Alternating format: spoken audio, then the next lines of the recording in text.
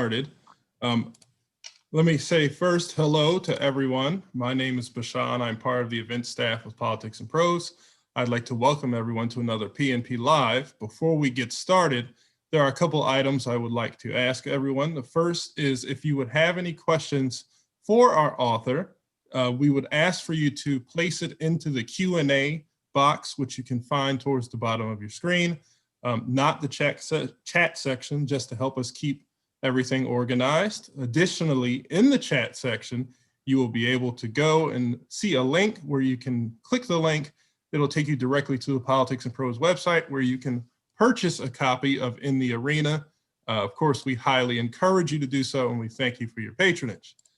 In December 1967, Chuck Robb was catapulted onto the national scene when he married Lynda Bird Johnson, the daughter of then President Lyndon B. Johnson, in a nationally broadcast White House wedding. Shortly thereafter, Robb, a U.S. Marine, deployed to Vietnam, where he commanded India Company of the 3rd Battalion, 7th Regiment, and was awarded the Bronze Star. These two experiences, seemingly polar opposites, illustrate much about the eventual Virginia governor and U.S. senator who combined a commitment to family with an ingrained sense of civic duty on the national stage. In the Arena offers the first political memoir of the noted statesman's extraordinary life, tracing his path from early days as an anonymous Marine to his fairy tale wedding, from night moments in Vietnam to engaging in the height of democratic politics in the Virginia state capitol and the U.S. Senate, and from experiencing personal highs and lows to becoming a principled fighter and exemplar of today's moderate Democrat.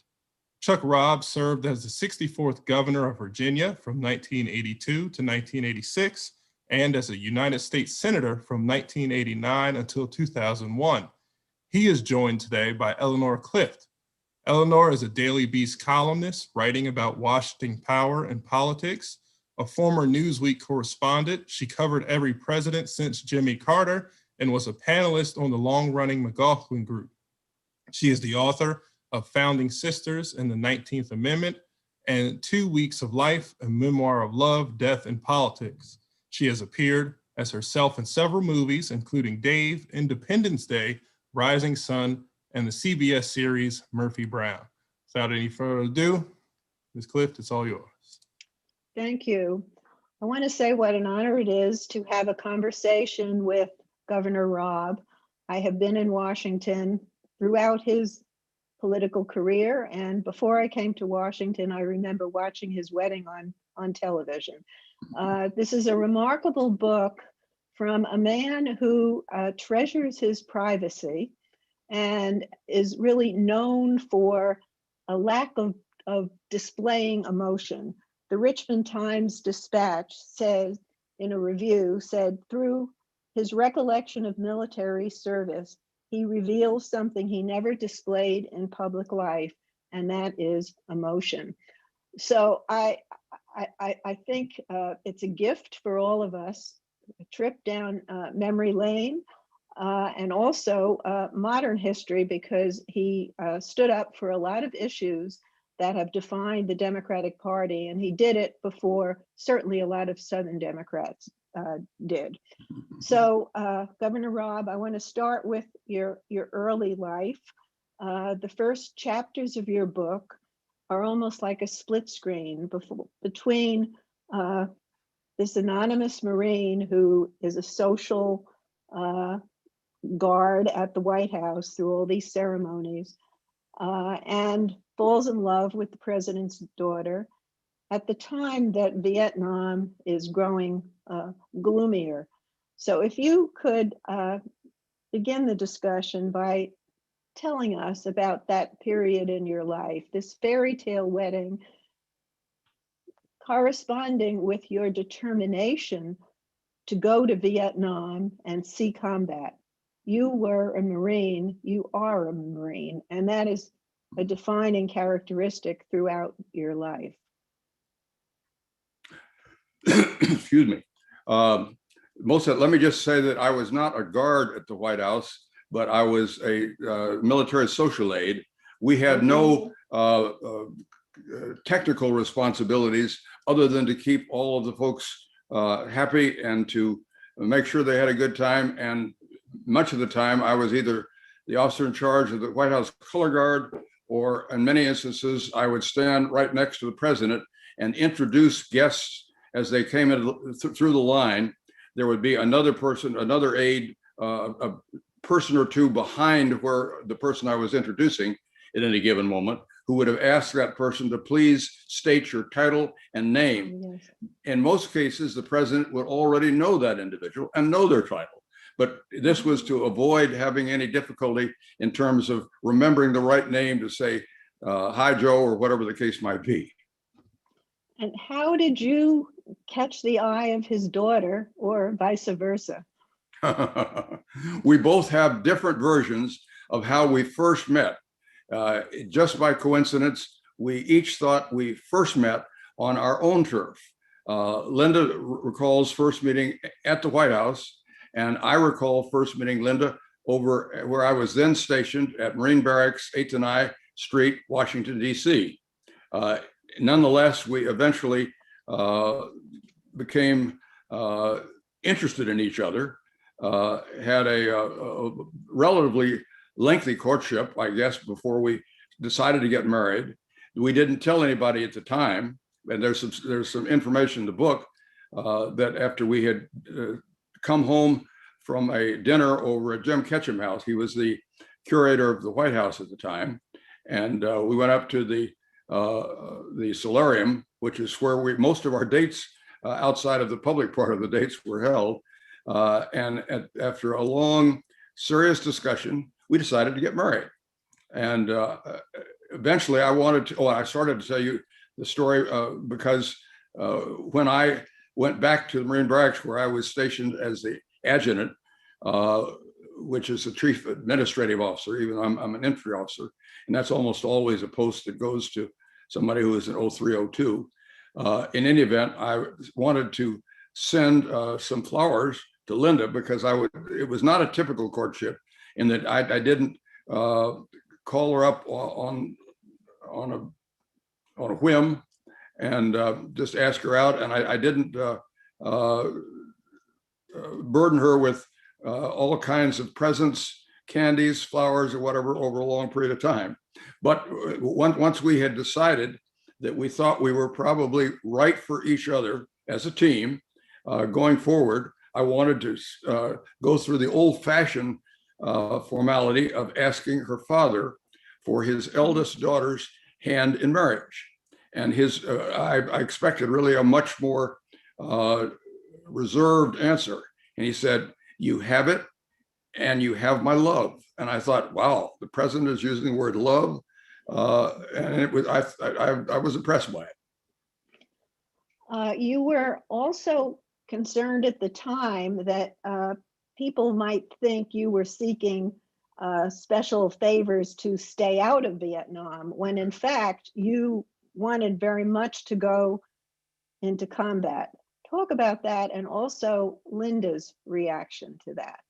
Well, first of all, let me take your second part of your question first. Lynda knew that I wanted to go, that I felt duty bound to go to Vietnam and to fight in combat. Some very good things happened to me at the what they called the basic school down in Quantico. And my book really starts in Quantico. And because the Marine Corps had singled me out for special recognition, I wanted to make sure that I had the experience in combat, and I was as good as they basically, after evaluation, they decided I was. And I wanted to take my turn at bat, if you will. It's with the Marines in the field, the so-called Muddy Boots Marines, not the ceremonial Marines. And Marine Barracks, 8th and I Street, Washington, D.C., is a ceremonial post. They have the Friday evening parades. They have parades, they put on the parades out at the Iwo Jima Monument on Tuesday afternoon late. And it's noted more for ceremony than it is for specific combat duty. We try to honor those who have been in combat and have acquitted themselves with distinction, but we don't provide any of that kind of direct experience. So I had been in now for longer than I was required to pay back all of the time that the government, all of the money that the government had spent sending me to college. And I wanted to make sure that I didn't end up mustering out before I'd had a chance to actually prove that I was as good as either they thought I was or as I thought I was at the time.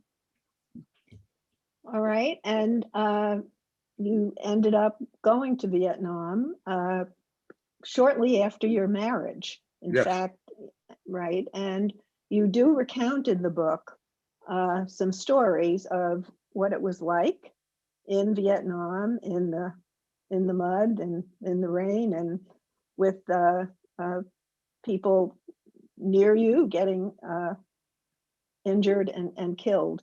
Can you, I imagine you have not talked about that a lot over the years. Can you give us some of your recollections of that time?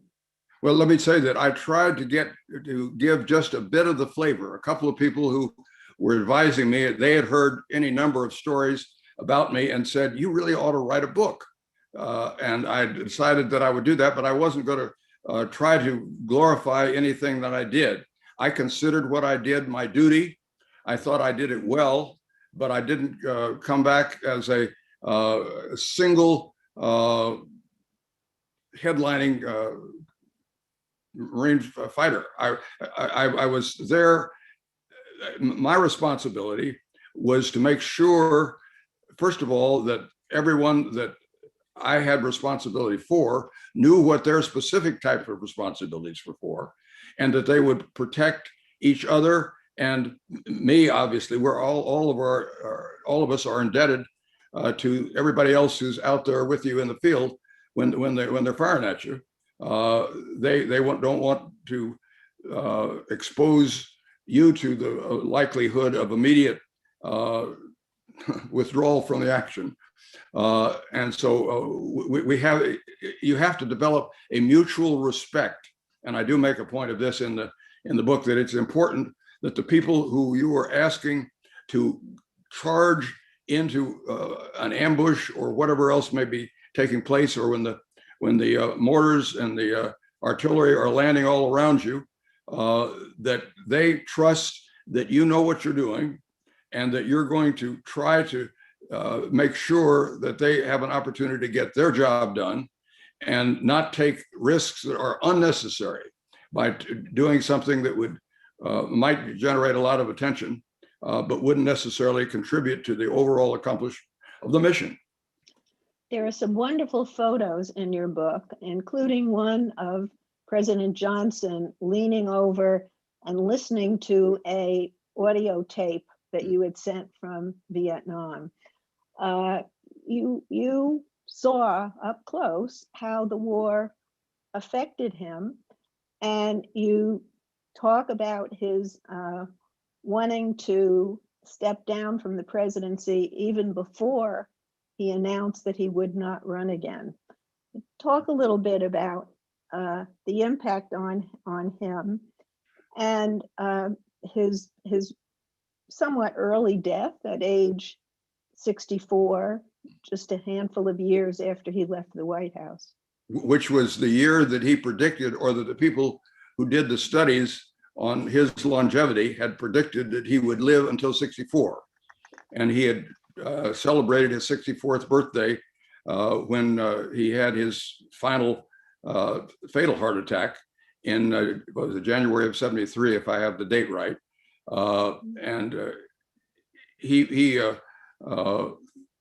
I was very much aware of the fact that people tend to be a little bit skeptical of what the person who's at the top of the food chain, who's most responsible for the destiny of the nation and their sons and daughters who are putting their lives at risk to defend the country. It wasn't something that was just a matter of duty to him.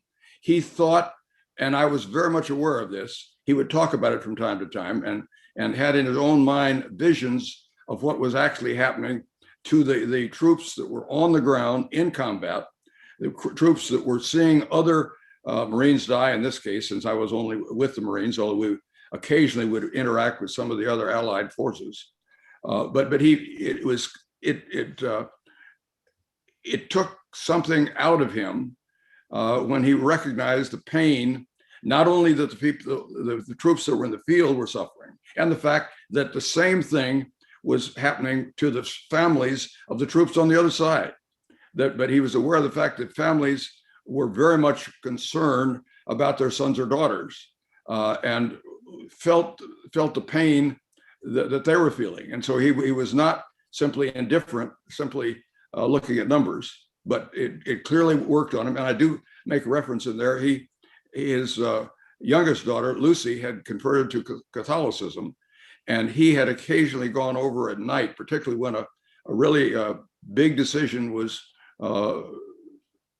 directly in front of him, and would talk to some of the folks that were there, and he used to call them his little help me with his little monks. That's right. I mean, that was personal to him, and any suggestion that he doesn't understand what everybody else was going through would be based on a lack of understanding of what he was in fact going through. And indeed, he wanted to hear from you. He wanted to know what you were experiencing. I think he felt that you were a pipeline to what was happening that he wanted to make use of. Let me just clarify, if I may, that the tape that he was listening to was not a tape that I sent to him. It's a tape that I sent to Lynda, and he happened to walk into her room in the White House, as he did from time to time, and either read letters that I had sent to her, or happened to hear this tape being played. He said, "I need that," or "I want," whatever the words were. I wasn't there, and he asked if he could take it. I don't think the ask was really what he had in mind, but in any event, he ended up with it without a fight, and he was sufficiently impressed by a particular incident that I was describing on the tape that had occurred with one of my men. We were operating in the dark, as we frequently did. We had to cross an area where there was a little waterfall, and one of the Marines had slipped and fallen and apparently broken his leg, and he was going to be a casualty from that point forward. I was able to call in medical evacuation helicopters that happened to be close enough by that they could get in, and through the triple canopy, which is the way those forests present themselves, yet they had to drop in baskets on a rotary mower that they could lower it down, and then we could strap him into the basket and then pull him back up. In that case, they were fortunate that his life was saved. Now, I think Lynda's younger sister, Lucy, her husband also went to Vietnam. Am I correct about that?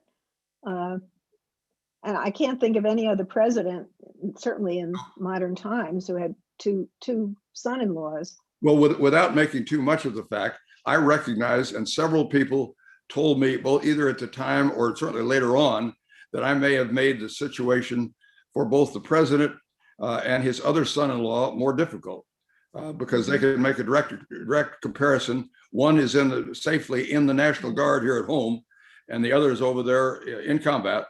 And it became more and more difficult. I am certain, I never talked to Pat directly about this fact, but he ended up volunteering to go over, and he was a loader on one of the Air Force planes during most of the time that he was over there.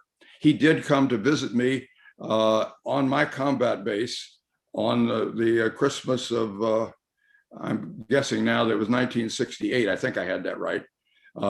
In any event, and they were able to patch through a communication with the White House, and so we talked to him, and we talked to his wife and Lynda, who were at the White House at the time, and it was rather remarkable. That's the only time I can think of that I got any special treatment because while I was here. There was at least one of the Marines that was in my company that was asked a question, essentially the one you just asked, if I received any special treatment. And he said, no, no Marine receives any special treatment. He was just a Marine captain or major, whatever I was at that particular moment, and said, if you're wearing green, they shoot at you. They try to kill you. And incidentally, I have a bumper sticker that a fellow Marine who was the chairman and founder of a company had sent to me either on a birthday or whatever it was. And I could have put it on my car. Now I keep it behind my desk. It's a, excuse me. I'm still, I'm not as lean. I'm not as mean, but I'm still a Marine. Okay, that's great. And so when you come back to the state side, and you're trying to figure out what you're going to do with your life, you try to understand, what did you learn in the Marines? And I guess it added up to leadership, and you saw a transition there to public service. So you run for lieutenant governor initially, which in Virginia, which doesn't carry a lot of power, but it sets you up to run for governor, which is the job that you said that you love the most. When we asked how we should address you, Senator, Governor, because that's the job you love the most. Talk about the job you love the most. Why? Well, it is an opportunity. Let me just say that I did learn. I came back and I was the officer in charge of the PLC program. That is actually the principal recruiting program for Marine Corps officers. It furnishes fewer Marine Corps officers than either the Naval Academy or the NROCC program through which I went. And I actually had an appointment later on to the Naval Academy, but I didn't want to go back and repeat a year of school to start at the beginning again. But what was the question you were asking? I'm sorry. Well, when you became governor of Virginia, the point I was going to make, I'm sorry, is Virginia had a segregationist past. Yes, it had some determined to overcome. Talk about very difficult history that we had to own up to and recognize, and there was an opportunity to make some changes. But the point I was starting to make, and simply lost my point of view at that point, is that I recognized, as the head of the PLC program, the principal Marine officer recruitment program, I went around the country and gave speeches to a number of groups, and I recognized that I was able to communicate effectively with a number of people who had very different views. There was one article I think I have it in the book where I went up to Philadelphia, and I'm getting a signal here. Have I got? Okay, I'm getting a signal over here that I'm either running along, whatever. In any event, by this point, President Nixon was in the White House, and because I agreed to meet with a whole lot of protesters who clearly didn't have any desire for me to come out looking well or whatever. They wanted to carry out. They wanted to be able to vocalize their disenchantment with the war, and I was the target of their responsibility. But by the end of that, I started very casually, and I just walked. I was in full military uniform with all the ribbons, badges, and everything else that you normally have, which I would normally have if I was giving a speech to a military audience about or to in connection with my Marine Corps duties. In that case, they started out taking me on, and I established a rapport with the group. And by the time it was over, they gave me a standing ovation, a group that had come in determined to try to eviscerate me if they could. And I looked upon that as a good signal that I could make myself convincing in talking to larger audiences. And the political process requires a number of people who can articulate views that they can relate to. And that this reinforced my confidence. As you know, reading the book, I had plenty of that confidence after leaving Quantico, but it just reinforced my ability to do what I thought I could do. I had confidence in that.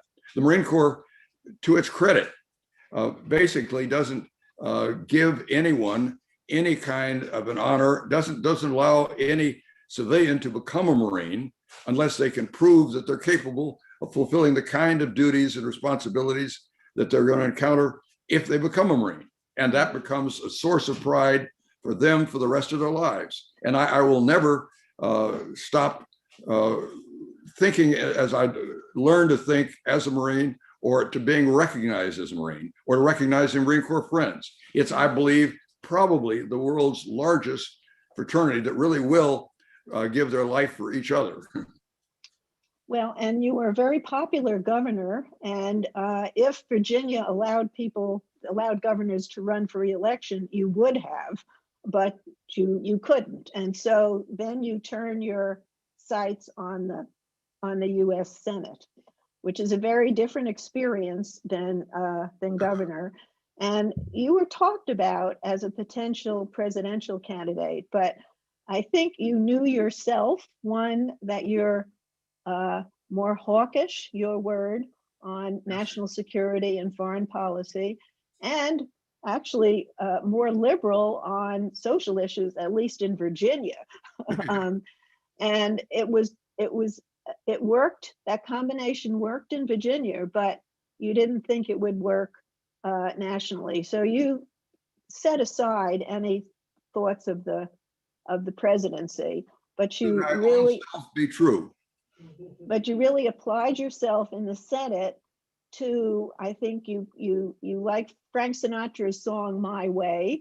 You were not afraid to stand up to the Democratic leadership, and you struck some positions on issues that didn't always work with the state of Virginia, didn't always work with the Democratic Party, particularly on gay rights, I think, is one issue where you were pretty firm early on. Can you talk about, why that's so, why you felt strongly for that issue? Let me just say that I always thought that the duty of an elected representative of the people was to do the best job that they think they can do for the people. And that, in many cases, requires you to take positions that may not be part of the orthodoxy of your own political party, and you have to stand up for those. And I think I say in the book, if I recall, I put this in, but I always felt that I was doing something valuable. I felt better about myself when I voted against what I thought was either very popular, politically popular issues, or that I didn't believe were what I thought were right on the merits. And I thought I had a duty to come clean if I didn't agree with my party leadership. And I tried not to do it in a way that was disruptive or that made me stand out because of that. And I had that occasion both on fiscal responsibility and with respect to the use of force. You said that voting against the Defense of Marriage Act, which was a very anti-gay piece of legislation, that was one of the most uplifting votes that you cast in the U.S. Senate. Absolutely. I knew, in fact, another member of the Senate, I will not name that individual at this point, but he came up to me after I had made that speech, and he said, "I really liked your speech." And I said, "Are you going to vote with me against this legislation?" He said, "No, if I did that, I could never get reelected." Now, this was a man who was, for whom I had great respect.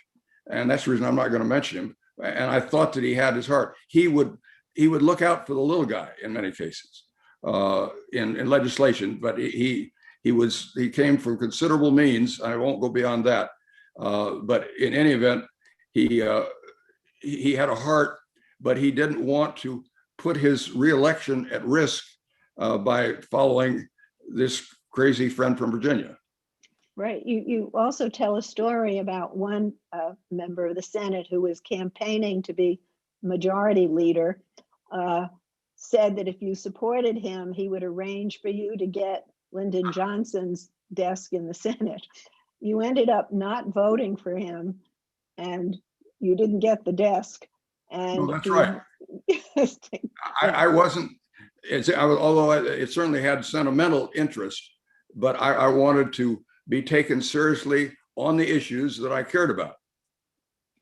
And incidentally, I ended up deciding all three were very easy to get along with. I thought they had enormous potential, but I thought that the man at that point, who was unbeknownst to many, actually an Arab American, George Mitchell, was the best person at that particular point to lead the Senate in a difficult period.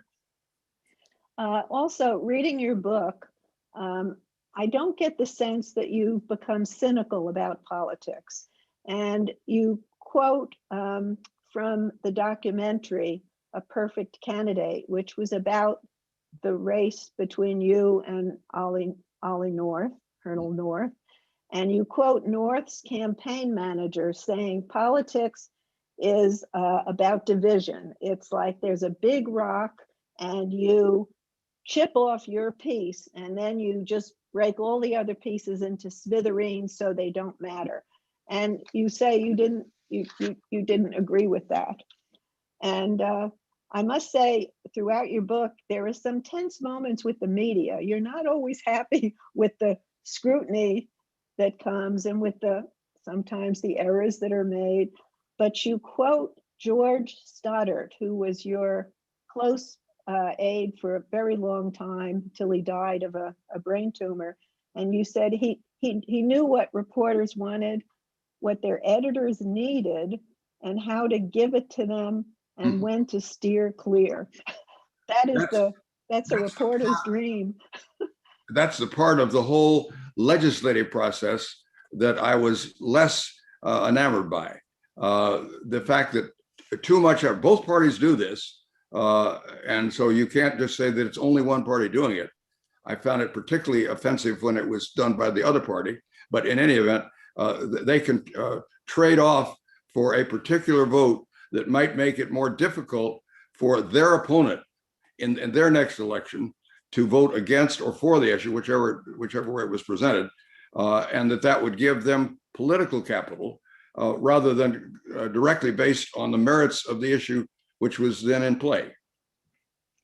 Well, let me just say, so continue. Just qualify that to say, I think there are some, during my time and are today, some very able people who are in the Senate and the House, who are dedicated to public service, want to do the right thing.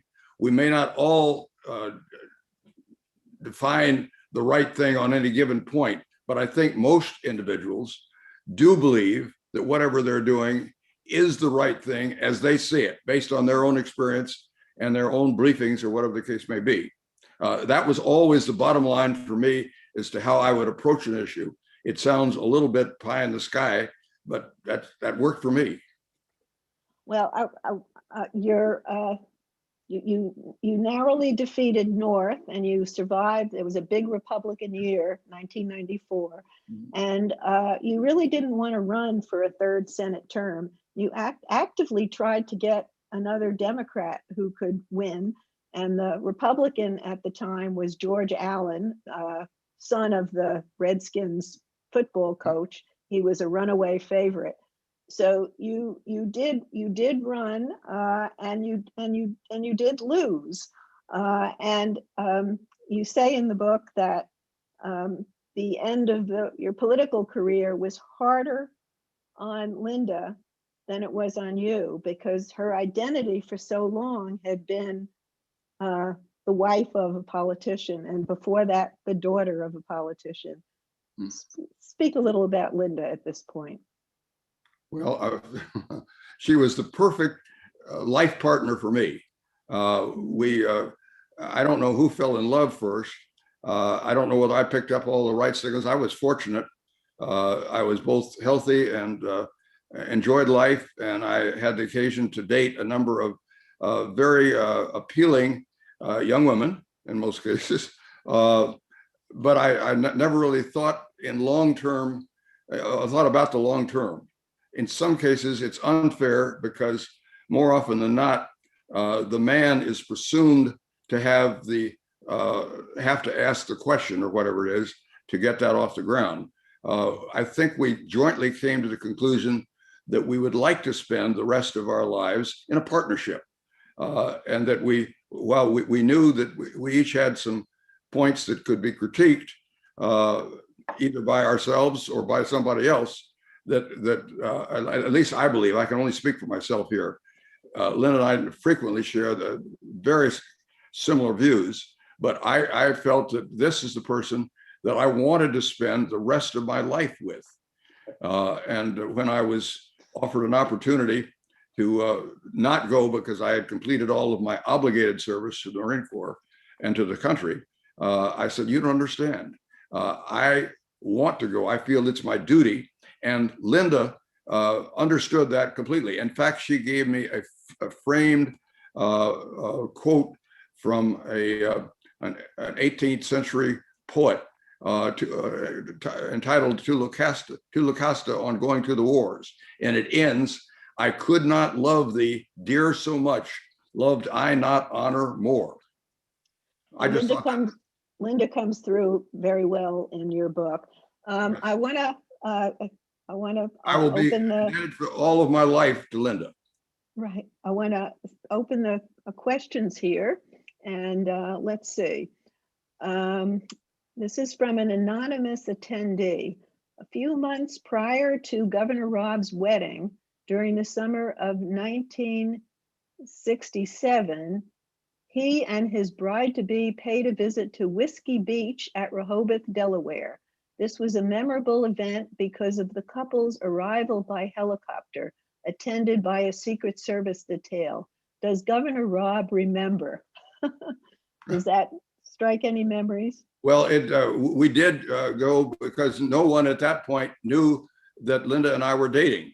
She had asked me to be her official escort at some gatherings to which she was invited and expected to have an escort, but she was the one that was invited, and she asked me to escort her, but no one outside of the people that attended those events in most cases knew that we even knew each other. And then we went up to Rehoboth Beach in Delaware for a weekend of sand and sun. And we were out on the beach, and somebody with a telephoto lens, and I never did get the quote for who it was. They apparently sold it to a service. I'm just guessing that. In any event, it appeared, and that was the first time most people had ever seen the two of us together.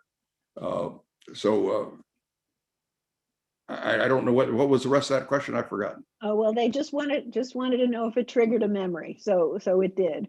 Okay. Oh yes, right. I mean she understood my feeling that I had a duty, and personally I wanted to prove to both myself, to the country, to the Marine Corps, whoever else, that I was worthy of the honors that the Marine Corps had bestowed on me up to that point.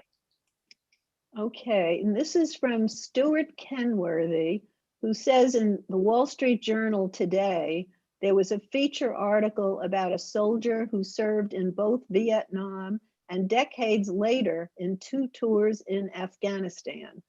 The article highlighted how unusual that was in itself, but also his views on the conclusion of the Vietnam War and our impending withdrawal from Afghanistan after 20 years.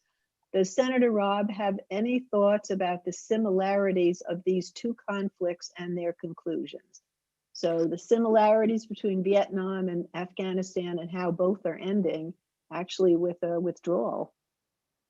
Eleanor, I apologize, but your audio portion is a little difficult for me to hear all of it. I think I got the essence of what the questioner was asking, and as it turns out, and he never made any particular point of it, and I have not made a point of it. The article, I think I'm thinking about the same article to which the questioner was referring, that Lyndon B. Johnson was the only president to have a member of the family in combat during his presidency. There are others who either before or after their presidency served in some capacity with distinction. And of course, my then brother-in-law came over and in the Air Force was up in Loadmasters. And so there were, in that case, there were two sons-in-law who were actually in the combat theater. That simply doesn't have historical precedent. Yeah, I think the questioner is wondering, both Vietnam and Afghanistan ended with the withdrawal of US troops. So is there an analogy that can be made between these two conflicts, although they're very different? Well, there's always some similarities and there are significant differences. Clearly, the location of the two countries, the essential elements that have brought them into conflict can be somewhat different. That was also true in Vietnam. I don't think that we ever fully understood exactly how much the feelings of most of the Vietnamese people on either side. They had been subjected to colonization. They'd had wars with their colonial masters, and they did not want to be in that kind of a situation again. In Afghanistan, there are some parallels there, but I think that it's important, in my judgment, to make sure that if we make a commitment to anyone in terms of we're going to support you with force of arms, whatever the case may be, that we not walk away from that commitment without having done everything we can to fulfill the obligation that we incurred when we said, we're all for you. Excuse me. So I don't want to put you on the spot, but do you support the decision that President Biden made to withdraw troops by 9/11 of this year? Well, it has become a very controversial decision. I regret that because he's not a war hawk in any event. He wanted to achieve peace, and he felt that the chances of doing that were diminishing if we appeared to remain on station. I don't want to get into a long, detailed explanation at this point because I'm no longer responsible for making those decisions, nor do I have access. I still have my national security clearances, but I don't have any need to know, which would not put me in line to get regular briefings on the current situation. And in that sense, I tend to look very closely at the experts who are in the field, in the arena, if you will, if I can put in a plug for the name of the book. And I rely on them. I don't ever try to pretend I am the only one that can solve this problem. I understand there's a whole lot of people that know a whole lot more about many things in life than I do. And I hope that I'm at least smart enough to seek their advice and counsel. Ultimately, the decisions that I make, I'm the person who is solely responsible for them. But I rely on people who are wise beyond my years or experience in whatever field we happen to be talking about for their insight and knowledge into how best to solve any particular problem. And particularly that's the case if you have a situation where you're not yourself an expert and a current expert on what's going on. And I don't profess to have the kind of knowledge that a president will have and that the commanders of our troops would have at this point. And I know there's some tension on that question, even at this point. There are some people from both sides of the aisle politically view it a slightly different lens. But it's if you make your decisions in good conscience, based on all of the facts that you're able to assemble, and based on people that you trust to give you good, solid advice, and stand responsible for the decisions that you make, the actions you take, you'll be able to sleep at night. Yeah, I wanted to interject at this point. In your book, you mentioned that after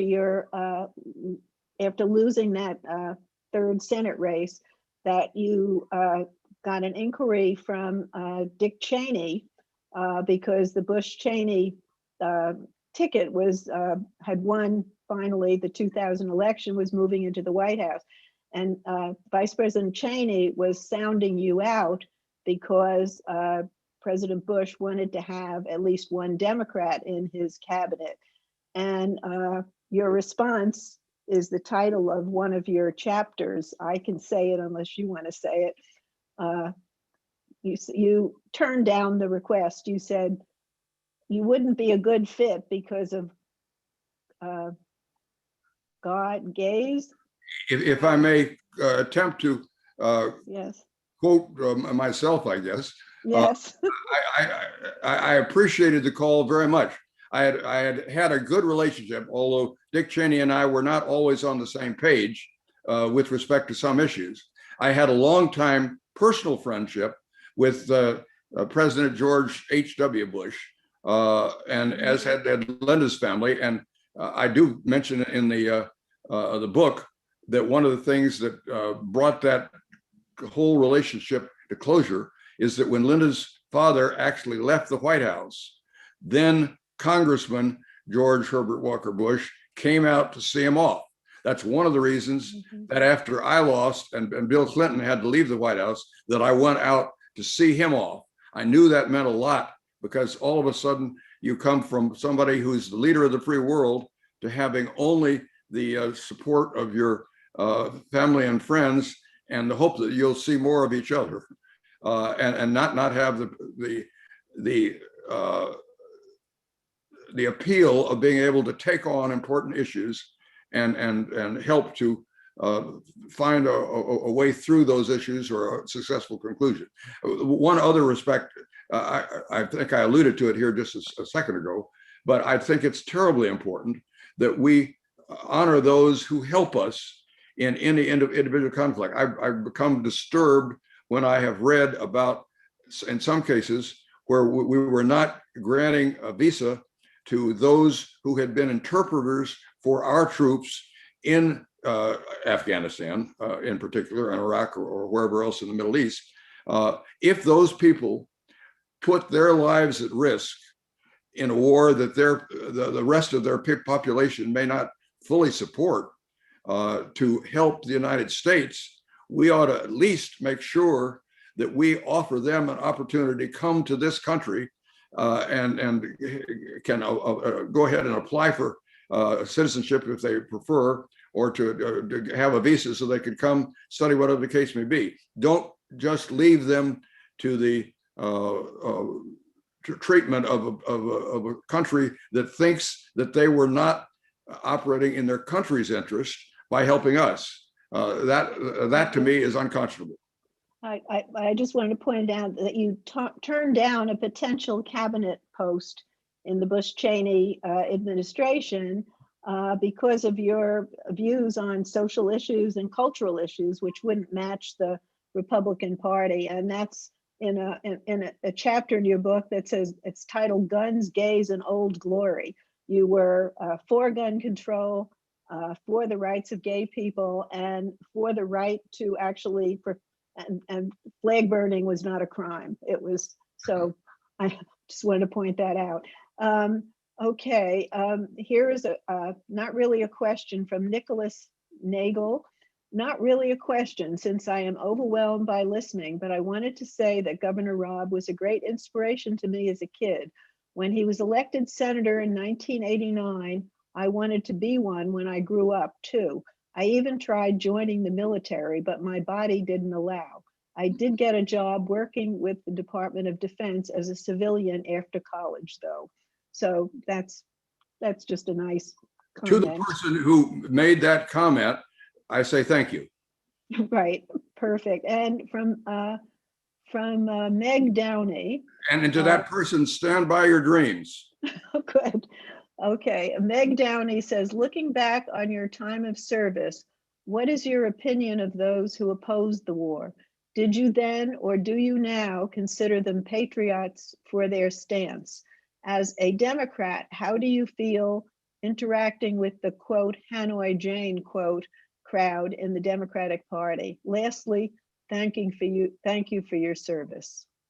Thank you. I appreciate the question. I'm not sure that I heard all of it, or as the questioner may have intended.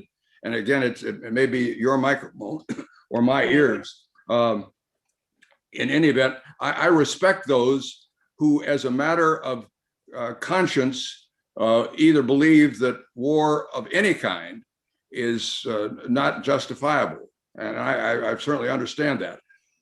I made a point when I came back, the Reich book, The Green of America, had been published during the time I was in Vietnam, I guess it was, and I wanted to get a little better understanding of the views of some of those who simply oppose the United States in helping out the elected government of Vietnam in trying to make sure that they were not taken over by the Communist Party.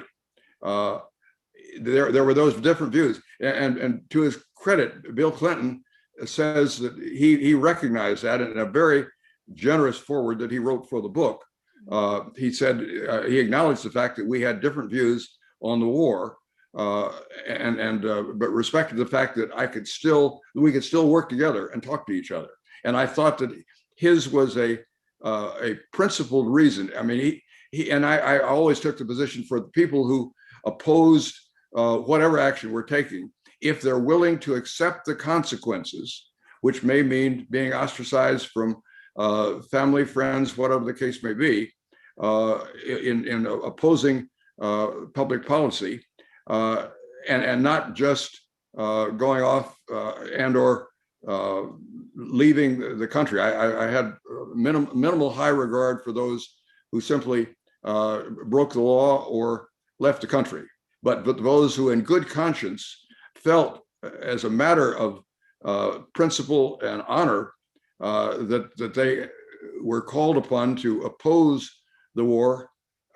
I can understand that, and I respect that. Well, I may not agree with their reasoning on a particular issue.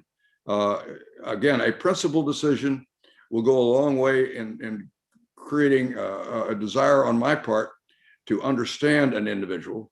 Whereas if it's just knee-jerk and it's for some other purpose, I have, as I've mentioned, minimal high regard for someone that takes that course of action. Okay, I think we're nearing the end of the hour. I just want to read two comments here. One from Stuart Kenworthy says, as a fellow veteran, I served in Iraq as an Army chaplain. I thank you for your service. God bless you. And from Jane Hatch, I worked on your last campaign and want to say hello and wish you and Mrs. Robb well. So I think there's a question. There are a couple of more questions, but they might take too long a time to answer. Do you have a few words you want to close this out with, Governor Robb? We can do this again some other time if you like. Okay, that's fine. Okay. It's a long road from the time you finally agree to let the publisher take whatever you have created and from you, and you can't continue to tinker with it until you go through the entire process of helping them get their money back by helping them promote the book. Right. Well, and you had to, I think, dig deep into telling some stories that maybe didn't come that easily. I appreciate how candid your book is. It's very well done. I very much appreciate your willingness to do this. They gave me Politics and Prose were very kind and said, here are some of the people that we think might be, or maybe it was the publisher. I've forgotten who specifically. And I was given the privilege of choosing you to be the interrogator on this particular case, because I thought with that the very sophisticated audience that Politics and Prose normally attracts, they would like someone that they thought was at least cognizant of their where they were in life and their general views. Right. Okay. Okay. Here's the politics and prose person back. Okay. All right. Well, thank you very much, Governor. Thank you. I will look forward. Okay. I will look forward to greeting you in person. Yes. After we seem to have this pandemic under control. Yes. I think the president has done a good job in getting us all to this point. I appreciate it. He had a big challenge. Right. On behalf of Politics and Prose, I'd like to thank you, Ms. Clift, for your help getting this event going and doing a great job. And of course, you, Governor Robb, for giving us the opportunity to discuss your memoir, which I'm sure is a great read. You've accomplished more in one life than many have, and I look forward to reading myself. On behalf of, No, I was going to say, I want to thank Politics and Prose for choosing to highlight the book, because that you have in that organization a lot of people who really are interested in stories that are going to be enriching and will increase their understanding of certain issues or certain types of activities or fiction. I'm more and more attracted to fiction. I used to stay away from it. I read a number of fiction in books that were fiction when I was younger, but I stayed more in the sort of the technical armed forces, foreign policy lane and fiscal responsibility lane. And I am going to now spend whatever time I have left here on Earth before I get to the heels up or toes up stage, as my youngest brother sometimes refers to those who are passing the bar. I'm going to be taking a lot of the courses that our eldest daughter, in fact, she was the first one in print. Let me put in a plug for her book, the suffragist handbook. Lucinda, our daughter Lucinda, she and a classmate at Princeton put together a book, and they were the first one in print. Where was I going with that? I've forgotten. I just want to put in a plug for my daughter. Right. Okay. Fair absolutely. enough. Not a problem at all. I've got my wife standing behind the camera here at this point, telling me. Oh, well, tell her, stick her head in and say hello. She's not really. Not. I don't think No. she's Okay. been working hard and exercising hard. Okay. All right. Absolutely. Best I can see. Again, without the kind of vision I thought I'd always have. I don't have the body I thought I'd always have, and a whole lot of other things. And she normally sums it all up. You're just old. Well, young at heart. Indeed. But I mean, I very clearly was lucky enough to end up with the right person for me to spend the rest of my life with in getting Lynda. And I like to think that Lynda benefited from having me to basically play off of from time to time, school from time to time, share opinions with from time to time, or critiques. But it's a love partnership that works, and I'm lucky to be a part of it. Right. That's very beautiful. Thank you very much, Governor Robb. Thank you to everyone who's attended, and we hope you all stay well and stay well read. Have a good evening. All right. Good night.